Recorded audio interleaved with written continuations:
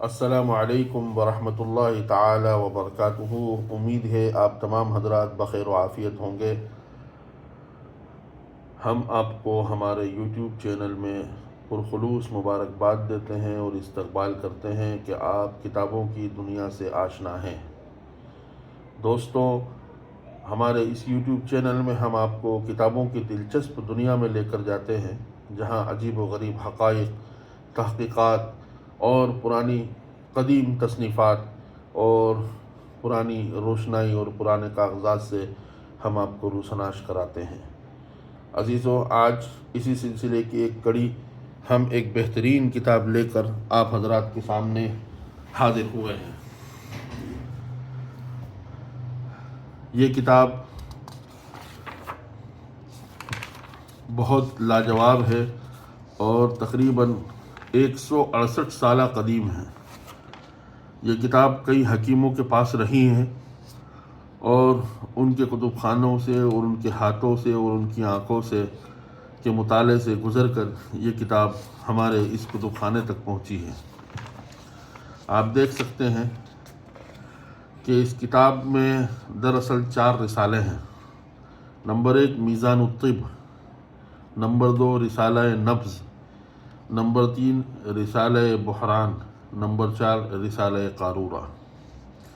یہ کتاب مطبع نظامی کانپور میں سن ہجری 1280 یعنی 1280 میں شائع ہوئی ہے۔ 1280 سے لے کر ابھی تک اگر ہم وقت اور سال اور ماہ اور گردش اگر گنتے ہیں تو وہ تقریباً 168 سالہ قدیم یہ کتاب ہے۔ آپ دیکھ سکتے ہیں کہ اس کتاب کے پہلے مالکوں کے چند نسخے یہاں لکھے ہیں، اور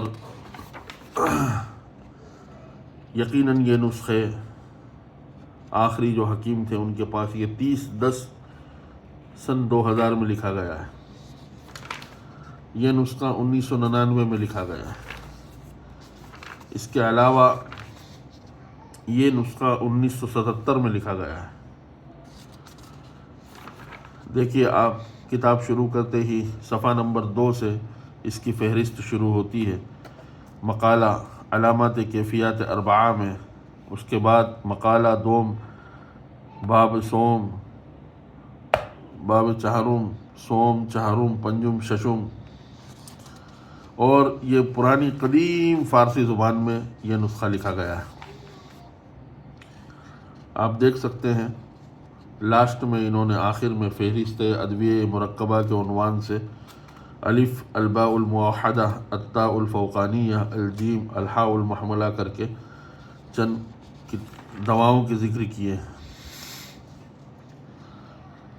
شروع میں لکھتے ہیں، حمد و ثنا اس حکیم مطلق کی سزاوار ہے جس نے اپنی قدرت کاملہ سے انسان کو اوپر مزاج معتدل اور صحت کامل کے بنایا اور واسطے تدبیر حفظ صحت اور ازالہ مرض کے علم طب کو مقرر فرمایا، اور تحیت و سلام اس رسول برحق پر نثار ہے کہ ذات مقدس اس کی سرتاج عالم ہے اور اپنی صفات پاک میں تمام کائنات سے اکمل و اتم ہے، صلی اللہ علیہ وآلہ واصحابہ وسلم۔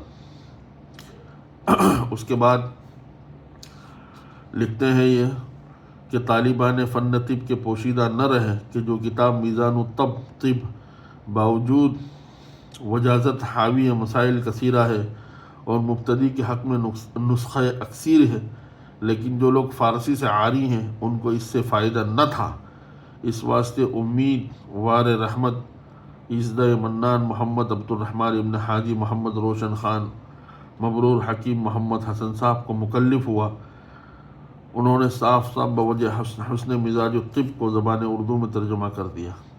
گویا کہ جو مطبعے کے مالک ہے عبد الرحمن ابن حاجی روشن خان، انہوں نے حکیم محمد حسن صاحب کو مکلف کیا کہ صاف اردو زبان کے اندر نسخہ کتاب تصنیف کی جائے علم طب پر۔ اس سے ایک بات ہمیں پتہ چلتی ہے کہ یہ اس زمانے کی کتاب ہے کہ جس زمانے میں اردو زبان شاذ و نادر تھی، بالکل عوام فارسی زبان سے ناآشنا تھے، لہذا عوام کی رعایت کرتے ہوئے اردو زبان میں فن طب میں یہ کتاب لکھی گئی۔ کتاب دیکھ سکتے ہیں، حواشی دیکھ سکتے ہیں۔ 168 سال کا عرصہ گزر چکا ہے، لیکن اس کے باوجود کتاب کے اوراق محفوظ ہے، کتاب کی سیاہی محفوظ ہے۔ کتاب گویا ایسا محسوس ہو رہا ہے کہ کل ہی پریس سے چھپ کے آئی ہو، حالانکہ یہ کتاب پریس کی نہیں ہے بلکہ یہ پتھر کی چھپائی کی ہے۔ آپ اس کے کاغذ سے اندازہ لگائیے کہ کاغذ کتنا موٹا ہے، اور یہ ہاتھ کا بنایا ہوا کاغذ ہے۔ بانس کے برادے سے یہ کاغذ بنایا جاتا تھا اور اس کی تراکیب ہوا کرتی تھی۔ آپ دیکھ سکتے ہیں کہ ایک اور نسخہ جو ہے وہ یہاں کتاب میں محفوظ ہے۔ حکیم بشیر محمد خان، طبیب کامل آصفق، 1997 کا نسخہ ہے۔ اس کتاب میں بہت عجیب و غریب حقائق ہیں اور ایسے ایسے علاج ہیں کہ ہم اس زمانے میں اس کو سوچ بھی نہیں سکتے ہیں۔ گردوں کی بیماریوں کے بارے میں مستقل اس وقت سب سے بڑا مسئلہ یہ ہے کہ لوگ جو ہے وہ گردوں کے مرض میں مبتلا ہے، اور نیفرولوجسٹ کے پاس جا کر اس کا علاج کرواتے ہیں، اور اگر کچھ نہیں ہوتا ہے تو آخری شکل اس کی جو ہوتی ہے وہ ڈاکٹروں کی رائے اور مشورے سے خون کا جو دورانیہ ہوتا ہے اس کو تبدیل کر دیا جاتا ہے، جس کو ڈائلیسس کہا جاتا ہے۔ لیکن ظاہر ہے کہ یہ بیماریاں شروع سے ہیں، اس وجہ سے حکماء اور اطباء نے اپنے مجرب المجرب نسخہ جات کو اس میں ذکر کیا ہے۔ دیکھ سکتے ہیں آپ ورم گردہ کے بارے میں، درد ریحی گردہ کے بارے میں، ضعف گردہ کے بارے میں، اس کی کیا نشانیاں ہیں۔ ضعف گردہ میں نشان اس کا کمر میں درد ہونا، خصوصاً ٹیڑھے اور سیدھے ہونے میں اور کروٹ بدلتے وقت، یعنی یہ کہہ رہے ہیں کہ ضعف گردہ اگر ہے تو آدمی کی کمر میں درد ہوگا، ٹیڑھے اور سیدھے ہونے میں یعنی مطلب رکوع اور سجود میں جانے میں اور کروٹ بدلتے وقت، پیشاب کی کم خواہش اور گوشت کے دھون کا سا پیشاب آئے گا۔ آپ دیکھ سکتے ہیں علامات ذکر کی ہیں، اور اس کے بعد جو ہے اس کے علاج فن طب میں ذکر کیے ہیں۔ اس کے بعد امراض مثانہ ہیں، یعنی جتنی بھی انسان کے اعضاء ہیں ان انسان کے اعضاء کا مفصل ذکر کے بعد مرض کے بعد اس کی علامات کے بعد اس کا علاج فن طب کے حوالے سے۔ اچھا، مستقل باب 22واں انہوں نے قائم کیا ہے ان امراض میں جو خاص عورتوں کو ہوتے ہیں۔ فصل اول عقر یعنی بانجھ ہونے میں، یعنی حمل نہ رہنا، یعنی یہ بہت عجیب چیز ہے کہ شروع سے ہی جو ہے بہت ساری عورتیں بانجھ ہوتی تھیں، ان کے بانجھ پن کا علاج ہوتا تھا، اور آج بھی جو ہے ڈاکٹرز حضرات اس کا علاج کرتے ہیں لیکن کامیابی کم ملتی ہے۔ اس لیے ضرورت اس بات کی ہے کہ اس طرح کی کتابوں کا مطالعہ کیا جائے اور آسان زبان میں اس کا ترجمہ کیا جائے۔ یہ ساری عورتوں کی بیماریاں ہیں۔ پیٹھ، ہاتھ اور پاؤں کے امراض میں باب نمبر 23 ہے۔ حمیات کے بارے میں یعنی بخاروں کے بارے میں، جس کو اس زمانے میں تپ کہا جاتا تھا، تپوں کے بیان میں مستقل ایک باب قائم کیا ہے۔ 192، 193 اور اورام کے بارے میں، جس میں اگر کوئی جگہ سوجن ہو جاتی ہے، جس کو اس وقت جو ہے ورم کہا جاتا ہے، اورام جو کچھ ظاہر بدن کے علاقہ رکھے اس کے بارے میں علامات، اور اس کے علاوہ اس کے جو ہے نسخہ جات کو ذکر کیا ہے۔ 168 سال گزر جانے کے باوجود یہ کتاب ایسی ہے جیسے بالکل جدید اور نئی ہو۔ ناخن پھول جاتے ہیں، ناخن کے جو ہے اس کے علاج کہ اس کو کیا کرنا چاہیے، عجیب ہے۔ ناخن کا پھولنا اور خارش کرنا ناخنوں کا، اس کا علاج یہ ہے کہ دریا کے پانی سے دھوئیں اور انجیر کو پورووں پر باندھیں، ٹکر پر باندھیں۔ یا تو یہ علاج ہے یا یہ علاج ہے، حاشیے میں لکھا ہے، یا جوشاندہ مسور اور مٹر سے دھوئیں، اس سے بھی آپ کے ناخنوں کا ورم ختم ہو سکتا ہے۔ دیکھ رہے ہیں آپ، جوؤں کے بیان میں، لیکوں کے بیان میں کھاری اور نمکین پانی سے نہائیں، علاج بیان۔ کثرت عرق یعنی زیادہ پسینہ آتا ہو، عرق الدم یعنی پسینے میں خون آتا ہو، تو اس کا کیا علاج ہے؟ ان ساری چیزوں کو انہوں نے ذکر کیا ہے۔ فساد الاطراف بالبرد یعنی کالا ہو جانا اور فاسد ہو جانا ہاتھ پاؤں کا شدت سردی سے، اس کا علاج ذکر کیا ہے۔ حرق النار یعنی آنکھ سے جل جانا، حرق الدہن الحار یعنی جلتے ہوئے تیل سے جلنا، ایک ایک چیز کا انہوں نے ذکر کیا ہے، علامات بیان کی ہے، اور اس کے بعد جو ہے اس کے نسخے بیان کیے ہیں، دیکھ سکتے ہیں۔ آخر چیز جو انہوں نے بیان کی ہے وہ قروح میں، جس میں آخر جو ہے وہ زہر کے بارے میں، دیکھ تدبیر زہر میں، جس کسی نے زہر کھایا ہو اگر اسی وقت اطلاع ہو تو فوراً طے کرا دے نیم گرم پانی سے، اور روغن کنجد یا مسکہ بہت سا پلا کر، اور اگر کیب خوب نہ آوے، بیان کیا ہے پورا، دیکھ سکتے ہیں آپ۔ کاٹنے یا ڈنک مارنے جانور کے زہردار میں، دیکھ سکتے ہیں آپ، سانپ اگر کاٹے، آپ کو بچھو اگر کاٹتا تو اس کا کیا علاج، اس کو ذکر کیا ہے۔ اور اس زمانے کا جو ایک مرض ہے جس کو بالکل لا علاج سمجھا جاتا ہے، اس علاج کے بارے میں انہوں نے آخری میں ذکر کیا ہے،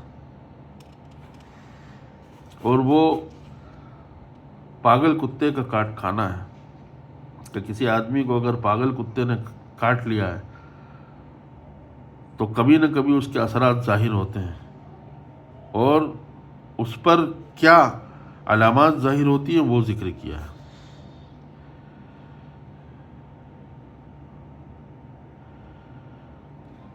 عجیب چیز ذکر کی ہے، دیکھیے۔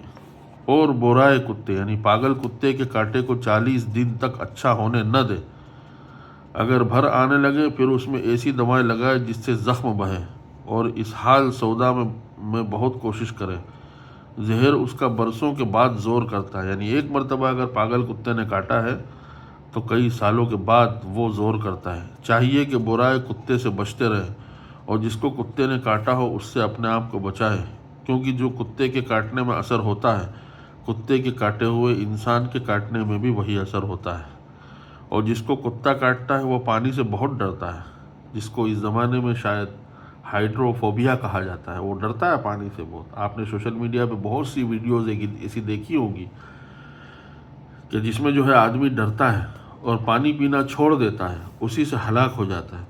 تدبیر اس کے پانی پلانے کی یہ ہے کہ ایک نرکل یعنی ایسی لکڑی جس میں سوراخ ہو آر پار، ایک نرکل بہت لمبا لے کر ایک سرا اس کے حلق میں ڈالے، اور بہت دور سے دوسرے سرے میں پانی چھوڑے کہ یہ پانی کو دیکھنے نہ پائے۔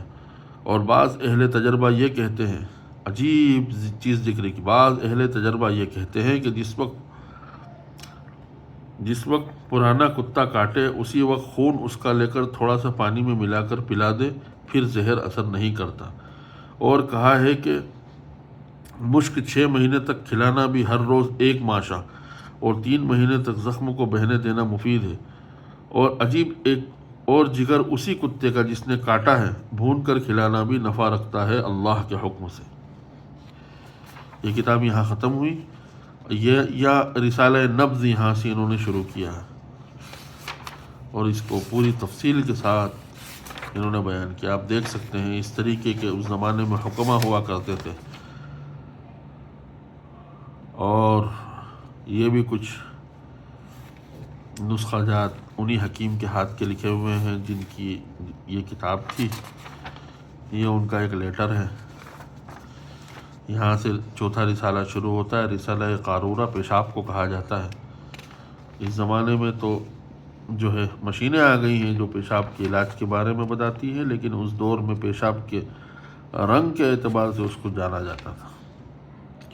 قارورے کا قوام، پیشاب کی بو، پیشاب کے صاف اور گدلے ہونے کا بیان، پیشاب کے کف کا بیان۔ یہ آخری ہے رسالہ بحران،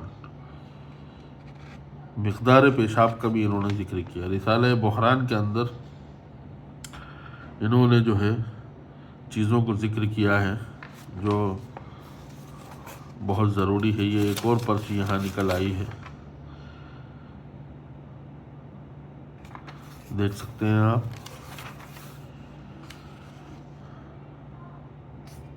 ایام بحران کے ذکر کیے ہیں۔ یہاں آ کر یہ کتاب پوری ختم ہو جاتی ہے۔ خاتمۃ الطبع اللہ کے فضل و احسان سے مجموعہ رسائل طب جو ہے 3 جولائی سن 1864 میں جو ہے یہ کانپور میں چھپا۔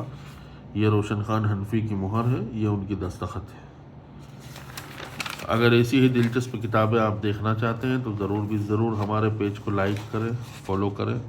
اگر آپ کو کتاب پسند آئی تو ضرور ایک کمنٹ سے اپنی اظہار پسندیدگی کی شہادت دیں۔ جزاکم اللہ خیر و احسن الجزا۔ السلام علیکم ورحمۃ اللہ وبرکاتہ۔